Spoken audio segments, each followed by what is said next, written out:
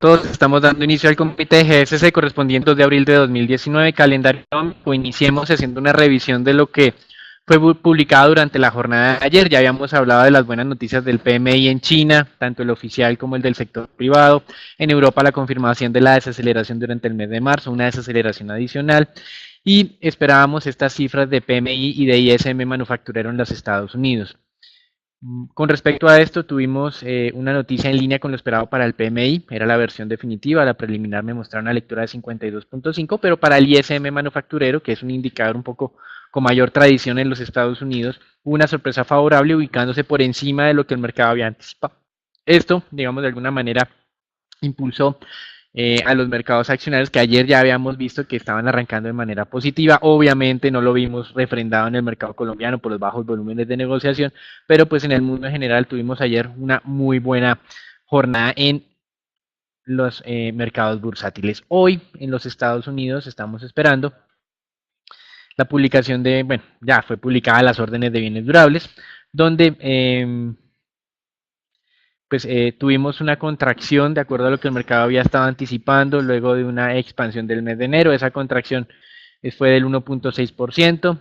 El mercado esperaba una contracción del 1.8%. En la zona euro tenemos declaraciones del economista en jefe del Banco Central Europeo. Recuerden que en Europa están siendo cada vez más cautelosos acerca de un posible cambio del rumbo de la política monetaria. De hecho, el presidente del Banco Central Europeo ratificó ayer que era necesario un sustancial estímulo monetario para ayudar a que la economía sostenga su marcha. Con respecto a América Latina, tuvimos cifras de producción industrial en Brasil con un crecimiento del 2%, algo por debajo de lo esperado, que era del 2.4%.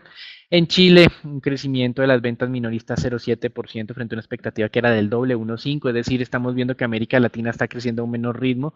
Como veremos más adelante en las noticias, México, el gobierno, la administración de Andrés Manuel López Obrador revisó a la baja su pronóstico de crecimiento para este y para el próximo año. Y finalizaría con los indicadores del PMI compuesto en Japón y en China. Con respecto a lo que ha venido ocurriendo en las últimas horas, nos llama la atención una noticia no tan positiva del lado del comercio, por supuesto, era esperable. Teniendo en cuenta esa guerra comercial entre Estados Unidos y China, el comercio se contrajo 0.3% al cierre del 2018, es decir, en el último trimestre, y la Organización Mundial del Comercio entonces revisó a la baja su expectativa de crecimiento para este año a niveles de solamente el 2.6%.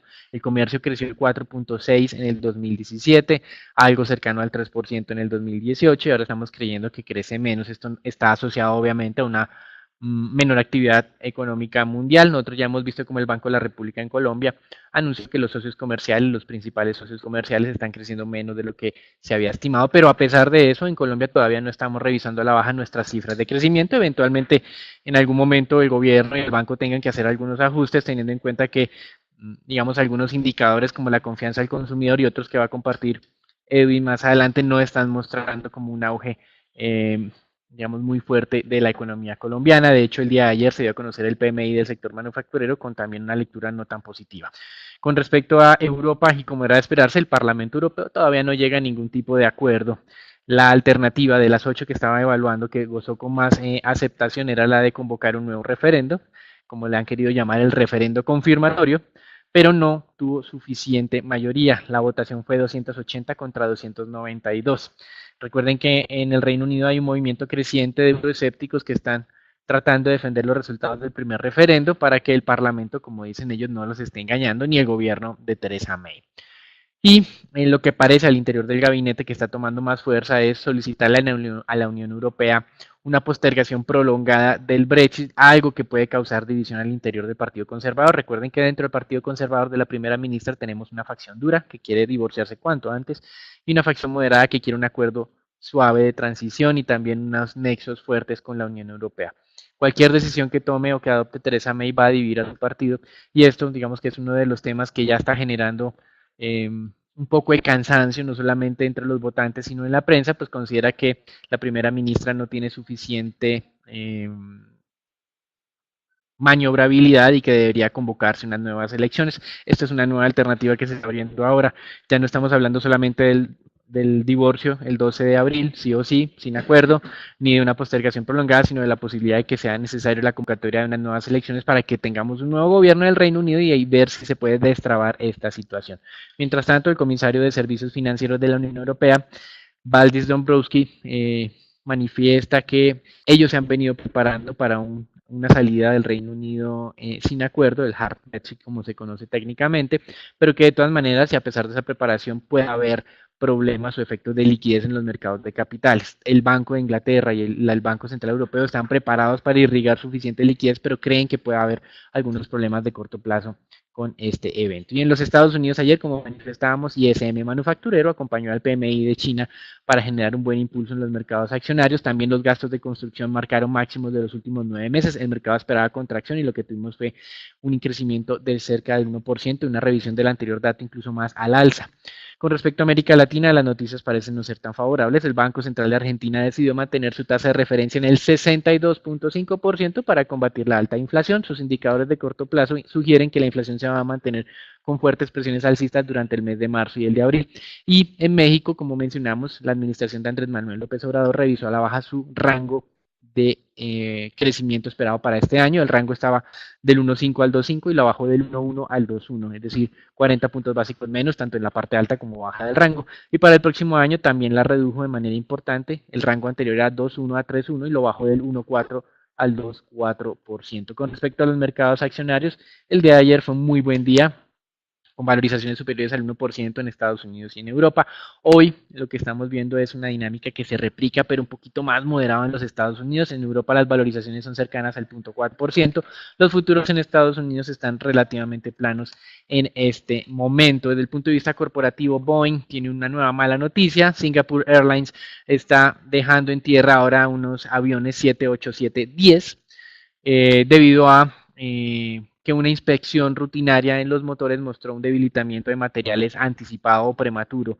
Y estos materiales, que son las aspas de estas turbinas, son los que construyen estas turbinas es Rolls-Royce y digamos que no es la primera vez que se identifica este debilitamiento prematuro de este componente. Así que digamos que es una nueva mala noticia para esta compañía que todavía no ha podido salir de este problema del software que ha generado ya dos accidentes durante los últimos 6 meses con su nuevo modelo del 737 MAX 8.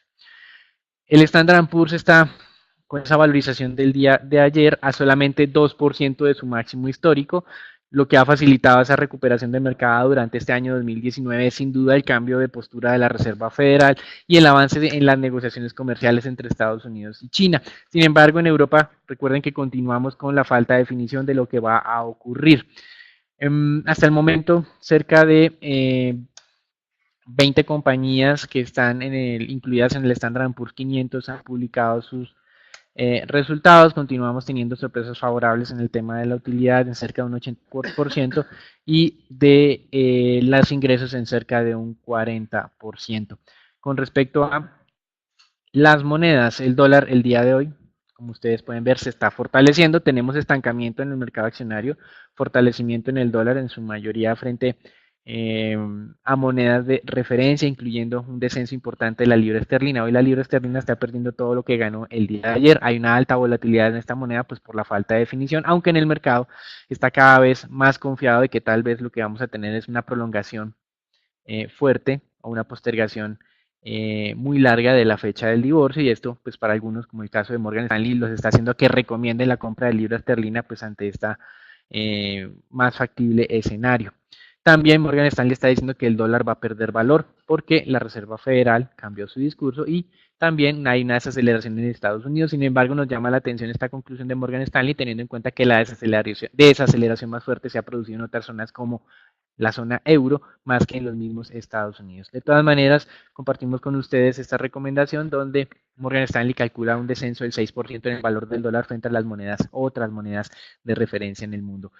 Esta valorización o fortalecimiento hoy del dólar que estamos viendo en la mayoría de mercados, en apariencia no en Colombia, pero en la mayoría de mercados, lo que nos está mostrando es que no hay, por lo menos en el día de hoy, un incremento de la aversión al riesgo, porque las acciones están tranquilas, el indicador de volatilidad del mercado accionario no se está incrementando de manera importante, sigue por debajo de las 14 unidades y digamos que de alguna manera lo que estamos viendo es como una corrección o una consolidación de las negociaciones o de los valores de las anteriores negociaciones. Con respecto al mercado petrolero también tenemos muy buenas noticias. Recuerden que nuestro objetivo era los $60 en promedio, que no descartábamos que pudiera haber algún tipo de, digamos, de sobrereacción frente a esa expectativa. De hecho, el promedio del año continúa por debajo de los $60, podemos estar por encima de los $60, podemos estar por encima de ese nivel un tiempo para que ese promedio se ajuste.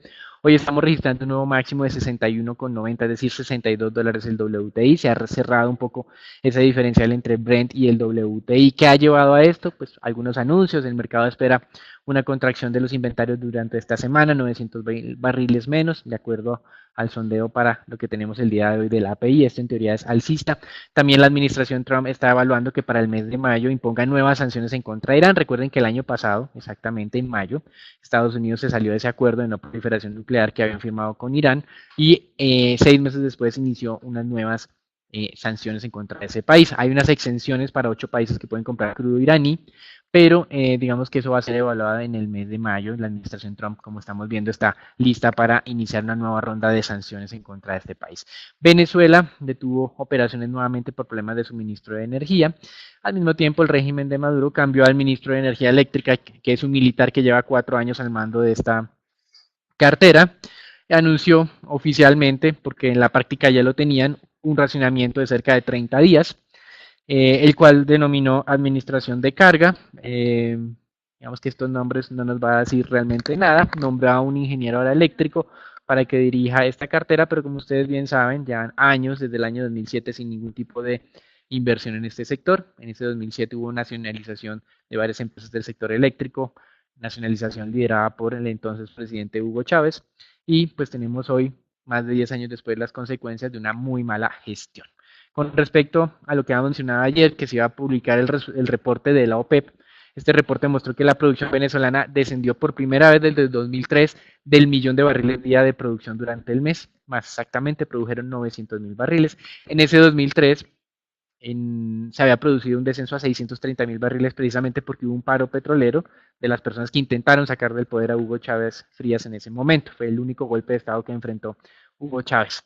Esto nos está demostrando básicamente esos problemas no por las sanciones como tal, sino por los problemas de suministro del sector petrolero, de suministro de energía que tiene problemas en la parte de puertos y en la parte de los mejoradores en varias partes del país.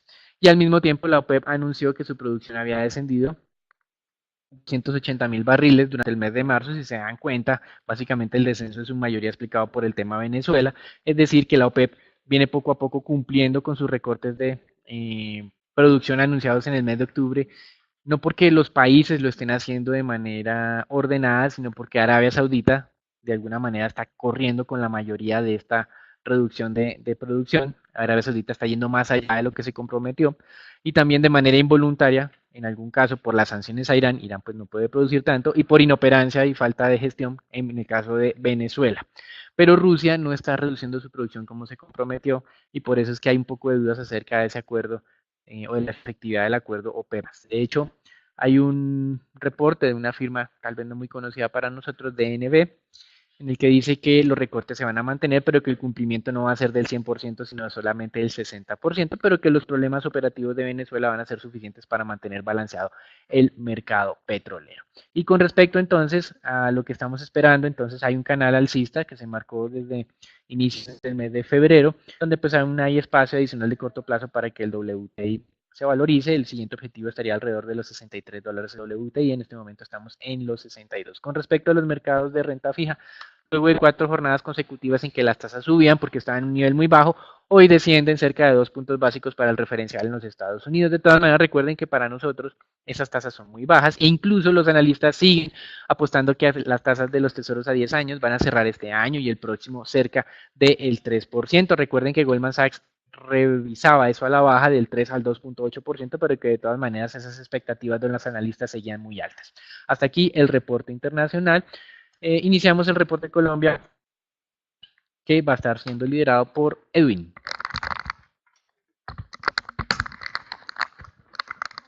Buenos días. De acuerdo con el PMI desarrollado por Davivienda, las condiciones del sector industrial se deterioraron en marzo.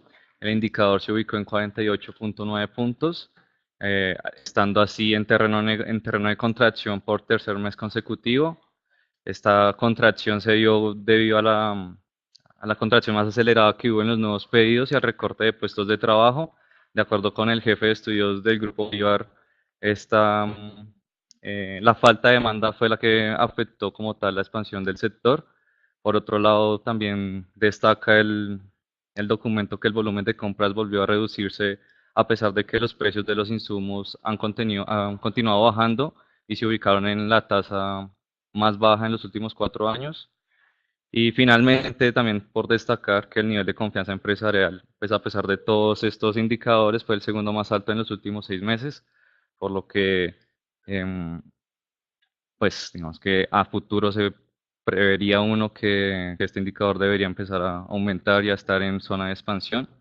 Recordemos que por encima de los 50 puntos es zona de expansión y por debajo de este es zona de contracción. Como lo decía Daniel anteriormente, estos indicadores, los primeros indicadores del primer trimestre muestran, aunque una leve mejoría con respecto al año pasado, no muestran la fortaleza que uno esperaría para llegar al crecimiento esperado del Banco de la República del 3,5% e incluso pone en duda nuestro pronóstico de 3,2% que sin embargo mantenemos hasta el momento. Por otro lado, según cifras de la Asociación Nacional de Movilidad Sostenible, en marzo se vendieron alrededor de 20.000 unidades de vehículos, así incrementándose en las ventas, en ventas 3,1% con respecto al mismo mes del año pasado. En el primer trimestre, esta variación fue de alrededor del 0,5%, levemente superior a lo que fue el año pasado. De acuerdo con el presidente del gremio, la caída en el segmento de automóviles de alrededor del 5,7% fue la principal dificultad que enfrentaron las ventas en los primeros 3 meses. Sin embargo, espera que los consumidores estén proclives a gastar más a consumir más en bienes durables en los próximos meses. Por su parte, los segmentos que tuvieron mayor incremento en las ventas en el mes de marzo fue el de carga pesada con 63,7%, seguido por los segmentos de carga menor y pickup. Y en cuanto a vehículos híbridos y eléctricos, estos continúan teniendo una gran aceptación entre el público y aumentaron el número de unidades vendidas en alrededor de 300% con respecto al mismo mes del año pasado. Finalmente, con respecto a las motos, a las ventas en motos, se vendieron alrededor de 50.000 unidades, teniendo así un incremento de alrededor del 20,7% con respecto al mismo mes del año pasado. Eso fue todo por las noticias de Colombia. Pasamos con Daniel con las acciones locales.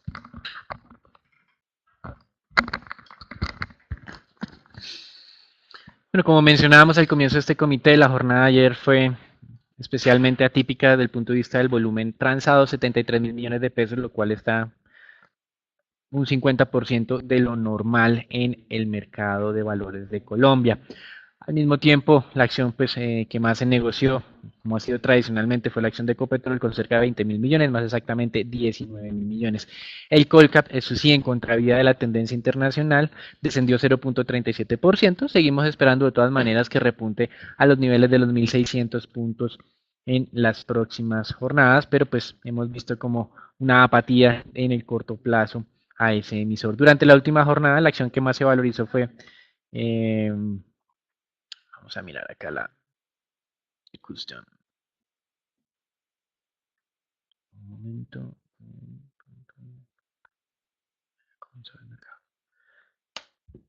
Durante la última jornada, las acciones que más se valorizaron fueron las de Almacenes Éxito, ISA, Ecopetrol, Vivienda y Grupo Aval. Con respecto al tema de Ecopetrol, recuerden lo que mencionamos el día de ayer. Con miras a la preparación del pago de los dividendos, nuestra recomendación es reducir la exposición si la apuestas por dividendos. Sin embargo, recuerden lo que mencionamos anexo a esa recomendación. Si hay un cambio adicional en la dinámica del precio del WTI, En ese caso, incrementos adicionales, de alguna manera podemos tener una tendencia alcista de Ecopetrol sin que sea explicado por el tema de dividendos y efectivamente eso es lo que hemos tenido durante la jornada de ayer. El precio del petróleo se valorizó nuevamente y de alguna manera eso generó un impulso adicional en Ecopetrol. De todas maneras, recuerden que nosotros no somos muy partidarios durante estas semanas de estar exponiéndonos a este emisor. Al mismo tiempo, hemos visto que la acción de ETB, vamos a adelantarnos un poco y hablamos primero de ETB, que durante más de un año marcaba una continua tendencia bajista, alcanzando niveles incluso por debajo de los 202 pesos, de los 200 pesos por acción cuando su valor patrimonial es de más de 600 pesos, está marcando ya en las últimas jornadas una recuperación. Esto, por supuesto, puede ser interesante para algunos portafolios especulativos, pero para la mayoría de nuestros clientes el riesgo es muy alto. Recuerden que ETB, la buena noticia del año pasado fue que no registró pérdidas desde el punto de vista contable, pero que debido a que ese nivel de utilidad es tan bajo, 700, 800 millones de pesos durante todo un año para una compañía de ese tamaño, decidió no repartir dividendos. A pesar de esos anuncios, lo que hemos tenido durante la última semana y media es una fuerte valorización. Eventualmente puede haber algunos especuladores que estén aprovechando estos bajos precios para hacer una apuesta de muy, muy largo plazo. Recuerden que ya el Distrito de Bogotá anunció que no estaba con el interés de seguir impulsando la venta de la empresa ante los constantes bloqueos que han recibido en diferentes juzgados, ya sea el Tribunal de Cundinamarca o cualquier otra instancia que pues de alguna manera impiden que se pueda llevar a feliz término esta venta. Con respecto a otro emisor que hemos venido haciéndole seguimiento es la acción de Nutresa. Este emisor pues, tuvo una valorización de la mano del Colcap durante los meses de enero y parte de febrero, sin embargo ha sido uno de los primeros que se ha estancado en esa recuperación. Con respecto a temas de Nutresa, simplemente queremos mostrarles a ustedes que la acción tiene un nivel cercano a los 25.500 que puede funcionar como un eventual nivel de soporte. La ruptura de esos 25.500 se acompañaría de una señal de agotamiento de tendencia previa que tuvimos hacia el 26 de marzo, lo cual podría allanar el camino para un posible descenso adicional hacia los 24.000 o 23.000 como posible siguiente objetivo. En Nutresa nosotros mantenemos nuestra recomendación de neutralidad, teniendo en cuenta que el fundamental es relativamente estable, los ingresos crecen de una manera relativamente predecible, por lo tanto, pues para el tema de Nutresa no vemos problemas. Y en una noticia adicional, el día de ayer, en primera instancia, el expresidente de Corfi Colombiana fue, digamos, sentenciado a varios años de cárcel, cerca de 11 años de cárcel. Acá también, pues el juzgado o el juez consideró que él tenía conocimiento y participó activamente en el pago de sobornos para obtener la concesión Ruta del Sol 2 en compañía de Odebrecht. Y aquí, pues obviamente queda por establecer si va a haber repercusiones adicionales o no sobre este emisor. De todas maneras, ya para Corfi Colombiana tuvimos un fuerte descenso durante el cierre del 2018 y hemos registrado recuperaciones sustanciales durante gran parte de este año. Con respecto a Corfi Colombiana, queremos recordarles a ustedes que ellos cerca del 50% de su negocio obedece a temas de gas, es un negocio predecible y que de acuerdo a algunos análisis los precios objetivos solamente por temas de gas están alrededor de los 23.000. Esto ya lo conocía el mercado incluso antes de que cayera de los 23.000, llegó a 16.000, es decir, estamos hablando de un descenso de un 30% por debajo de ese nivel que sería razonable y lo que estamos viendo ahora es como una recomposición sobre si vale la pena o no exponerse ante Corfi Colombiana. Repetimos que los riesgos de carácter legal y reputacional se mantienen.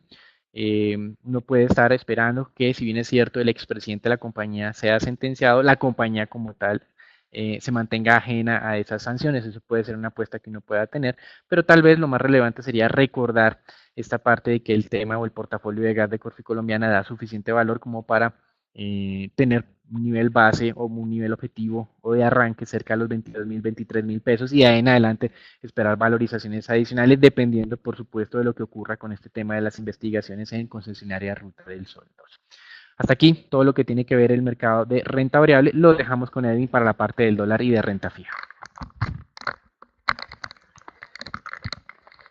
El peso colombiano continuó apreciándose el día de ayer, alrededor del 1.41% y la tasa de cambio cerró en 3.142.15 pesos por dólar, con un monto de negociación bajo de 882 millones de dólares. Recordemos que el monto promedio de negociación es de alrededor de 1.100 millones de dólares. Este comportamiento fue debido al mejor comportamiento en los precios del petróleo. que ya tocan la media móvil de las 200 jornadas.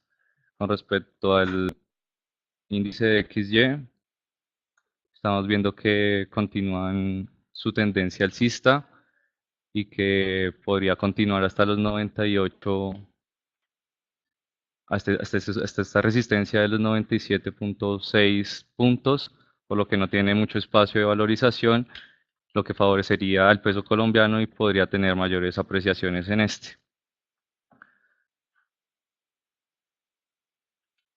Sin embargo, el indicador aún nos muestra que puede haber una posible tendencia alcista en la tasa de cambio, lo cual pues confirmaríamos en las siguientes jornadas, igual también dependiendo de lo que ocurra con los precios del commodity, que podrían seguirse extendiendo, como lo decía Daniel anteriormente, y con el indicador con la fortaleza del dólar en las últimas jornadas.